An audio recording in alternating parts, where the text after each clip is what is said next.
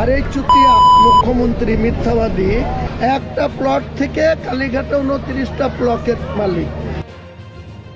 আইপ্যাকের director Dinesh চান্ডালকে arrest করেছে মাত্র 50 কোটি টাকা কয়লা দুর্নীতিতে, কিন্তু আপনার নামে যে অভিযোগ করেছে 1000 কোটি টাকা, সেখানে আমি কেন গ্রেপ্তার হচ্ছি না? আমি তো সেটাই বলছি। ইডি আছে, সিবিআই আছে, এনআই আছে, রাজ্য সরকারের সিআইডি আছে, চিফ সেক্রেটারি না হয় এখন ইলেকশন কমিশনের আন্ডারে আছে, ডিজিপি না হয় ইলেকশন কমিশনের আন্ডারে আছে। তা আমি তো ইলেকশন কমিশনকেও বলবো, যদি আমি 1000 কেনা 1 কোটি টাকা যদি কারোর সাথে নিয়ে থাকি তাহলে আমার বিরুদ্ধে ব্যবস্থা নেওয়া হোক, আমাকে মাজায় দড়ি দিয়ে বেঁধে কোর্টে পাঠানো হোক, কোর্ট বিচার করবে। আমি তো কোনো কিছু জানি না।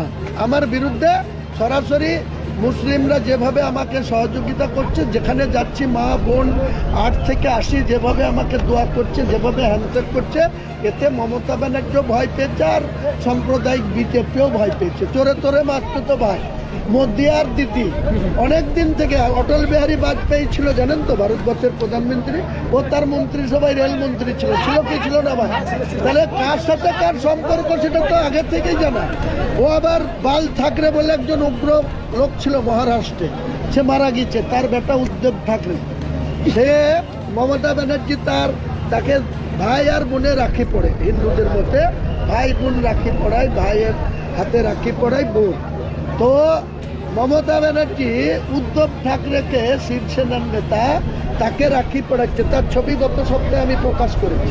তাহলে কে কমিউনাল, কে আরএসএস এর সঙ্গে যুক্ত আছে?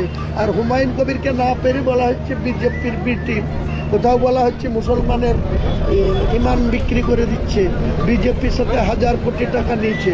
আরে 1000 কোটি টাকা কতদিন গুনতে লাগে? মমতা ব্যানার্জি আজকে একটা প্লটের মালিক ছিল কালীঘাটে, 29টা প্লট গরিব মানুষকে।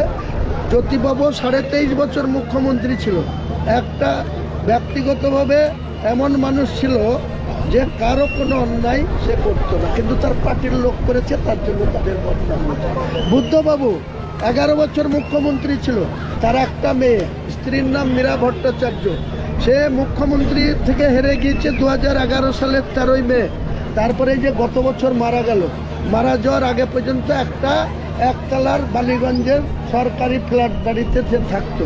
আর এই চুতিয়া মুখ্যমন্ত্রী মিথ্যাবাদী, এত মিথ্যাবাদী, একটা প্লট থেকে কালীঘাটে 29টা প্লটের মালিক। আর এই যে চিটিংবাজ ভাইপো অভিষেক এত ফুটানি মারাচ্ছে, 100 জন পুলিশ বেষ্টনীতে কালীঘাটে ঘুমায়। এ কোথা থেকে আসে এদের টাকা? কটা ওর বাপের শিল্পপতি ছিল, কটা শিল্প কারখানা ছিল ওদের, যে এত টাকা হলো? ভাইপো টোটাল তো গোটা বাংলার মানুষের অর্থ পিছাস হয়ে গেছে বাংলার মুখ্যমন্ত্রী। তাকে যদি বাংলার মানুষ আবার ভোট দিয়ে ক্ষমতা এনে রাজ্যটাকে তো বিক্রি করে দেবে, রাজ্যটাকে বিক্রি করে দেবে।